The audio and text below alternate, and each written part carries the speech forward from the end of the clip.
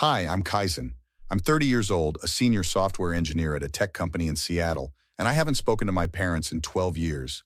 Not since I turned 18, and they made it crystal clear that paying for my college wasn't in their budget, right before dropping 60 grand on my younger brother Brendan's BMW for his 16th birthday.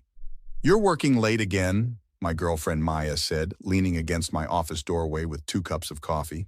Yeah, pushing this update before the weekend. I took the coffee gratefully. You didn't have to wait. I know, but I wanted to. She sat on the edge of my desk. So weird question. A woman called the apartment today, said she was your mother? I nearly dropped my coffee. What? She asked me to have you call her, said it was urgent. Maya studied my face. You never talk about your family. There's nothing to talk about.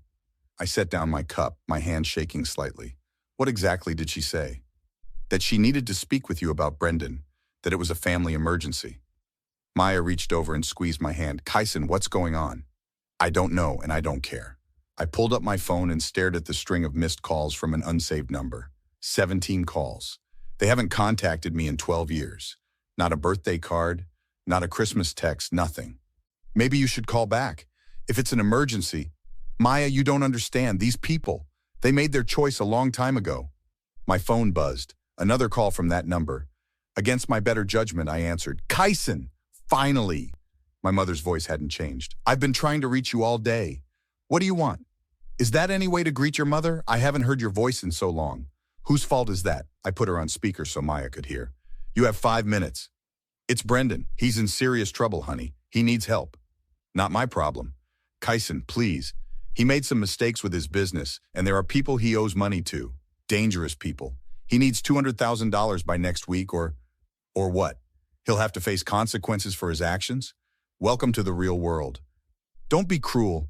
He's your brother, I laughed, surprising myself with the bitterness. My brother? Mom, I haven't seen him since he was 16. You made it very clear back then that I wasn't part of the family. That's not true. We always loved you. Really? Remember when I asked you to come to my college graduation? You said you couldn't make it because Brendan had a tennis match. A tennis match, Mom? Or how about when I was hospitalized with appendicitis my sophomore year? I called you 15 times. You never picked up. There was silence on the other end. But let me guess, I continued. Brendan got everything he wanted. The car, the college fund, the business startup money that he apparently squandered. We did our best. Your best for him. I put myself through college working 3 jobs. I built my career from nothing. And now you call because you need something from me? Kaizen, these men he owes money to, they've threatened him. Your father and I don't have that kind of money anymore. We spent our retirement helping Brendan start his company. Please, you're doing so well. We saw your LinkedIn profile. Senior engineer at Microsoft. I don't work at Microsoft. You don't even know where I work. I felt Maya's hand on my shoulder. How did you get this number? Your father hired a private investigator. We've been trying to find you for months. To ask for money. To reconnect with our son. No. You wanted to reconnect with my wallet. There's a difference. Kaizen, please, if you won't do it for us, do it for Brendan. He's family. He stopped being my family when you did. Lose this number. I hung up before she could respond. Maya looked at me with a mix of concern and admiration. Wow. I should have let it go to voicemail. Are you okay? Before I could answer, a text came through from a different number. Kaizen, it's Dad. Your mother is hysterical. We need to talk face to face. We're at the Fairmont Hotel downtown, room 847. Please, just hear us out. They're in Seattle, I showed Maya the message. Are you going to go? I should ignore it. But you won't. She knew me too well. Want me to come with you? I looked at her, grateful. Yeah, I think I do. The Fairmont lobby was exactly the kind of place my parents would choose, expensive and showy. Maya and I rode the elevator in silence, her hand in mine. My father opened the door before I could knock. He looked older, grayer, but his expression was the same mixture of disappointment and expectation I remembered. Kaizen, thank you for coming. He stepped aside. And you are? Maya Rodriguez, his girlfriend. She walked in confidently. My mother sat on the couch, dabbing her eyes with a tissue. Beside her was Brendan, 28 now, wearing a designer suit that probably cost more than my first car. The prodigal son returns, Brendan said with a smirk that died when he saw my expression. Let's make this quick, I said. Kaizen, honey, please sit. My mother gestured to a chair. I'll stand. Talk. My father cleared his throat. Brendan started an investment company 3 years ago. We helped him get established, used our savings as initial capital. And he lost it, I said flatly. The market crashed. Brendan started. The market didn't crash 3 years ago, Maya interjected. It's been one of the longest bull runs in history. Brendan glared at her. Who asked you? She's right though, isn't she? I looked at my brother. You didn't lose it in the market, you gambled it away. My mother gasped. How did you? Because people don't send dangerous collectors for investment losses. They do it for gambling debts. I crossed my arms. How much sports betting, Brendan? Or was it poker? His face flushed. You don't know what you're talking about. Then enlighten me, my father interjected. The specifics don't matter. What matters is these men are threatening violence if they're not paid by next Friday. Have you gone to the police? We can't, they're... My mother trailed off. Organized crime, Maya said quietly. You borrowed from loan sharks. The silence confirmed it. So let me get this straight, I said. You enabled Brendan his entire life, gave him every advantage. He squandered it all, got in debt with criminals, and now you want me, the son you abandoned, to bail him out with my hard-earned money. We didn't abandon you, my mother cried. Really? Let's ask Brendan. Hey, little brother, when's my birthday? He blinked. What? My birthday, month and day. July something? October 15th, wrong season. How about this? Where did I go to college? Brendan looked at our parents. State school somewhere? Carnegie Mellon. Full academic scholarship that I earned myself. I turned to my parents. He doesn't know a single thing about me because you never talked about me. I was erased the moment I stopped being convenient. That's not fair, my father said. Fair? Let me tell you about fair, Dad. Fair is working 40 hours a week while taking 20 credit hours. Fair is eating ramen for months to afford textbooks. Fair is building a life without any help from anyone. We made mistakes, my mother started. No, you made choices. Clear, consistent choices over 12 years. Brendan stood up. Look, I don't care about your sob story. Are you going to help or not? Sob story? I stepped closer. You've had everything handed to you your entire life. Everything I have, I earned. Every single thing. So that's a no? That's a hell no.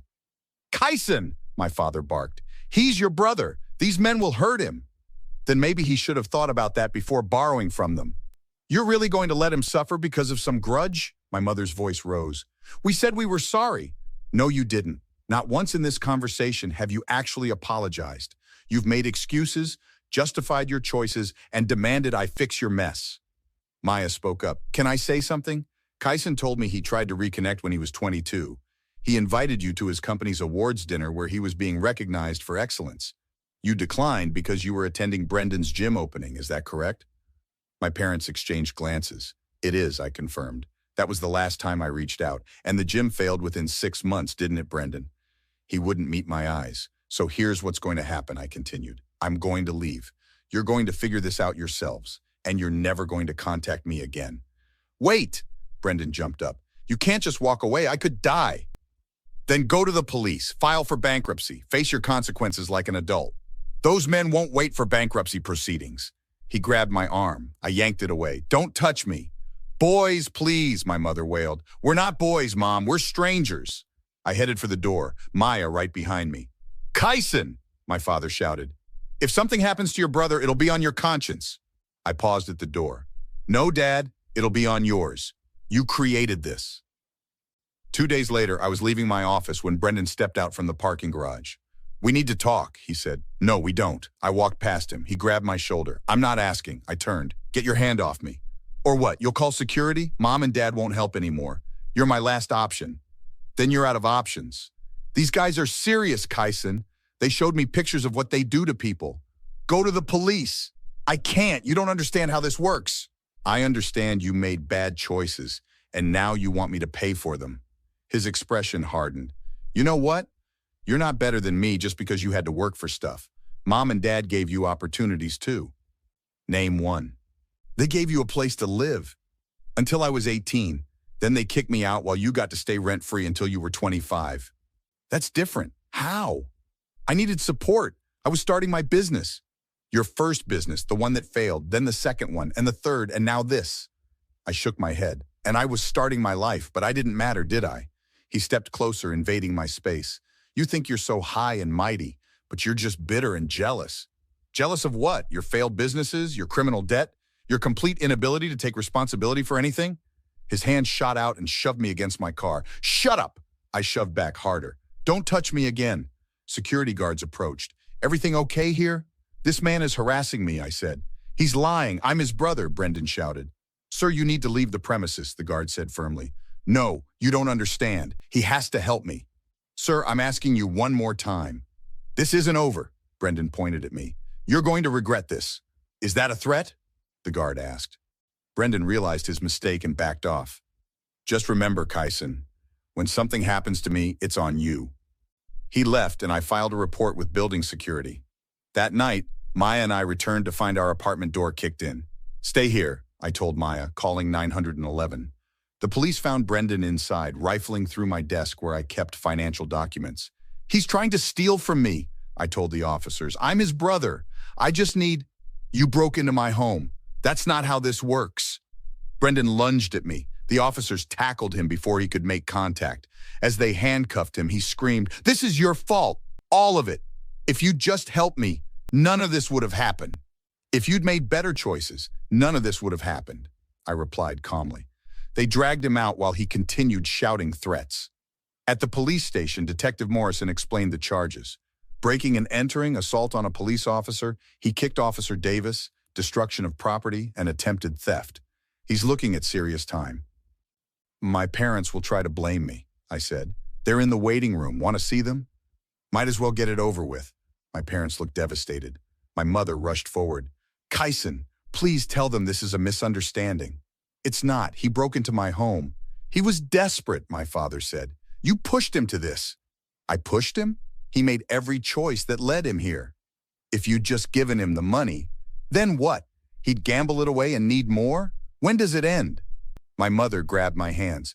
Please, drop the charges. We'll get him help. Real help this time, we promise. You've had 30 years to get him help. 30 years of second chances. We're begging you.